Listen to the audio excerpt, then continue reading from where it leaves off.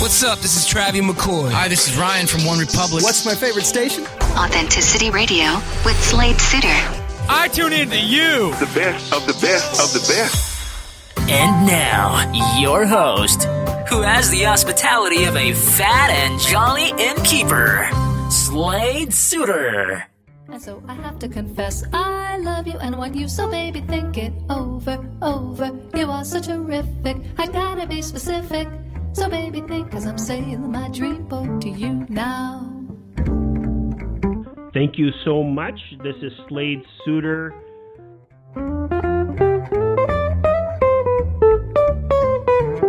Joining us today, we have returning James Redfield, the author of the Celestine Prophecy series, and we are going to cover insights 7 through 12. If you remember, we covered insights from 1 to 6 on the last program, so we invite you to go ahead and listen to that program. Unless you're feeling very rambunctious, then you can start on this program, but please revisit the 1 through 6.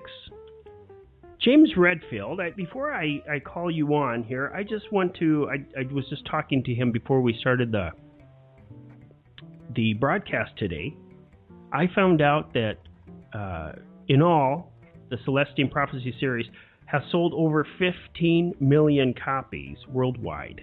And in the 1990s, it sold for 2 years in a row the top-selling book. So I just love those numbers, and I love the fact that I have the opportunity to call James Redfield back on to Authenticity Radio. So James Redfield, welcome to you once again. Thank you. I love to talk to an authentic guy like you. Well, I'm struggling with that. Maybe. But I guess you know what, James. This is why I started Authenticity Radio in the beginning, because I'm in search for that authentic me that lives down here somewhere, and I'm kind of in this process. And calling people calling people like you onto line. Well, look, whenever you, if you're struggling with authenticity, and you're brave enough to say I'm struggling with authenticity, then you're being authentic. That's all it takes, is to be where you are and be honest about where you are. That's authenticity. Yeah, it feels right, doesn't it? It's kind of like at the moment. Well, it's being set free. You're set free from trying to manage what people think about you. You're set free from trying to pretend you're someone you're not. You're just set free to really pursue an honest spiritual life, and that's where all the juice is. That's where all the miracles happen. Wow. So it's really that simple. I mean, it's that simple and that hard. You have it right on the nose there. Simple and yet that hard. I think a lot of people can relate to that. One of the sub words that we have for the radio station is refreshing and transparent. Yeah, that's it. Okay, here we go. And you have to be able to, as my grandfather used to say, you have to learn to make a fool out of yourself gracefully. So if you stumble, you just kind of try to have a humor about it. And listen, people recognize that because the world is still too pretentious. Mm-hmm. And the younger generation, or every generation really, comes up with wants to be able to do it in a more authentic way, and slowly we're all being able to do that. There seems to be a flexibility that comes with a sense of humor. Not a sadistic sense of humor, but a healthy one. Yeah, a self-reflective sense of humor. Life is we're just all trying to learn how to do it better and effectively and successfully and all that. And the main thing is to be where you are. Start where you are, honestly. And admitting all the addictions and all the distractions and all the mistakes. And then from that center of authenticity is where you can ask for help from the spiritual part of yourself and then things start to blossom in a way that you can't do with the ego alone. You can't figure it out. But as we talked about in the last session, moving through 1 through 6 insights, these insights are not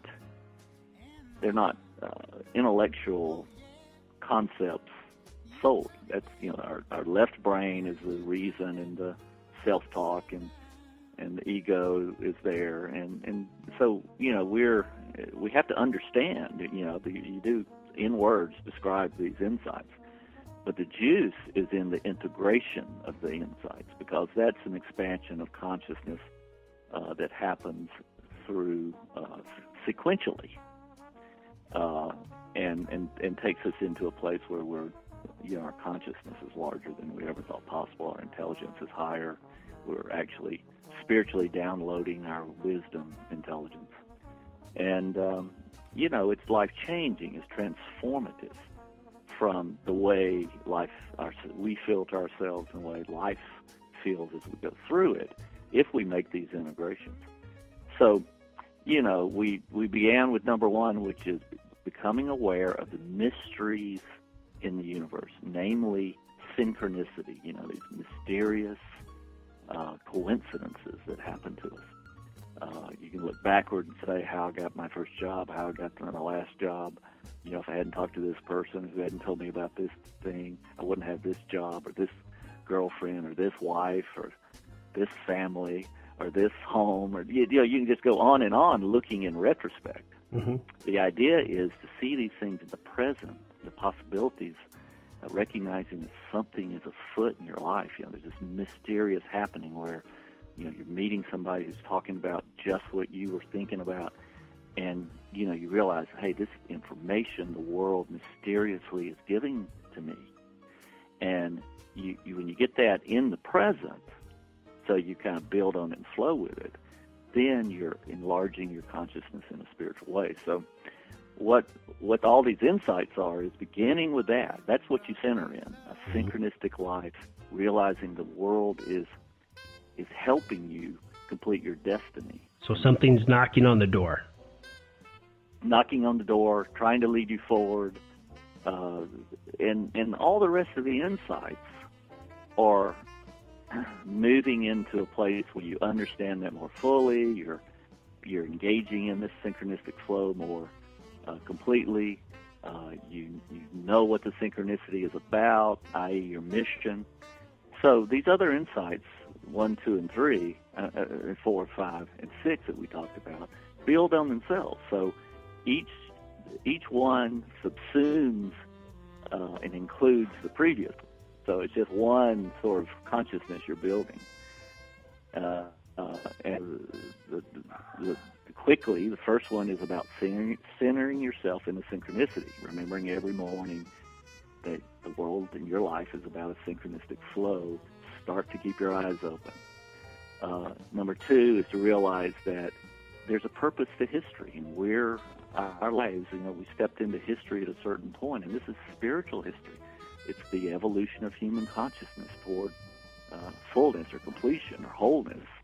So we have to realize it's a design, and that leads us into the third expansion of consciousness, and that is realizing there's a karma involved. This whole flow of synchronicity operates on service. You try to be a synchronicity for another person, every person you interact with, authentically, then the karmic response of the universe is to bring more people into your life trying to be a synchronicity for you, so you have more synchronistic flow. The fourth is to realize you cannot pass along lies. If you don't know about who's the best politician to pull for, don't say, I don't know. If you feel strongly, say the truth about what you know. Don't try to manipulate the other, people to join your political party. Don't demonize the other people. All those are lies that flip you out of this synchronistic flow. So you have to be authentic and in this flow and honest. You're brutally honest. I'll say something. Brutally is not the word. Fully honest. Self-disclosure, all in a intention of being of service to others. Mm-hmm. you have to get past ideology and past the moments when we manipulate people. But boy, that's sure a hard call, because we're not authentic. Yeah, because the ego sure wants to not be transparent as anything but. Yeah, the ego just wants to feel safe. So if you have to, if you have to if you've got some gadget you're trying to sell somebody, and you say, "Oh my God, I've got to make this sale," then you might say anything to manipulate them into buying it, but it wouldn't be honest, and it wouldn't be of service. So then what happens is you, into your life, you draw people who are dishonest and manipulative and doing harm just the way you do it. Wow. So if you say, why are all these people coming in my life trying to to scam me out of my money, look at how you might be scamming people out of their money. So it's not a direct relationship. I mean, it's not going to look exactly the same, but it'll be of the same nature. You're not being authentic. You're not being totally assertive. If all you think about is how I can help this another person, mm-hmm. how I can be a synchronicity for them, that's all you have to think about. Everything else will come to you, and that's the most important point. Your consciousness will expand so that you have this intuitive knowledge. You'll just know what to say to this person. And that leaves you to the sixth. Absolutely, and what happens is that as you start to help, you'll realize there's a pattern to your helping. In other words, you have a knowledge that's coming to you both intuitively and because of your history that prepares you to be telling certain truths. It might be about the economy, how to do jobs better. Maybe you've got a project you want to bring to the world. So that in your flow of synchronicity, you'll clarify at the sixth step. You'll clarify who you are in terms of the truth you're bringing in to help the world with. And that can be anything. A better widget that makes people's lives better, a better a way of living, a service, a better food, health. It's all about improving people's lives, being a synchronicity for them. They come to you when they need the product you're selling or the truth you're telling. So that's the sixth. And it brings us right into the seventh, because this knowingness of how to be of service gets larger at that point. And this one's called cultivating intuition. That's right. So the seventh step up includes all the others, because you're trying to live this full synchronistic flow. You're trying to be honest and in alignment with the karmic design of the world. Therefore, you're always thinking of nothing but being a synchronicity for another person. And when that happens, you, again, expand. And you expand so that you start to see a pattern. Oh, I'm good at this truth. This is what it really thrills me to tell people about. Health, education, anything in the economy, travel, anything that happens in the economy that's not deceptive mm-hmm. is something that improves people's lives and fills a need, something they want. James, can I just stop you real quick? Sure. Okay, there's so many people in this world that are searching. People are not identified with their mission or their quest or their calling or their vocation or whatever words that we want to place on that. Is the seventh insight about being able to clear away enough stuff in our lives where we can begin to sense or begin to see the events that are unfolding, where we can begin to see our meaning or feel our meaning? Well, you just described the sixth insight, clearing the path. You have to get in touch with how you're being inauthentic, how mm-hmm. you're being manipulative, whatever it is. All the control dramas in the Celestine Prophecy are about ways that we're trying to unconsciously manipulate other people into liking us, giving us energy, buying our products, all that. That has to be cleared. Now, once it's cleared, let me say that, it's never completely clear. But once you're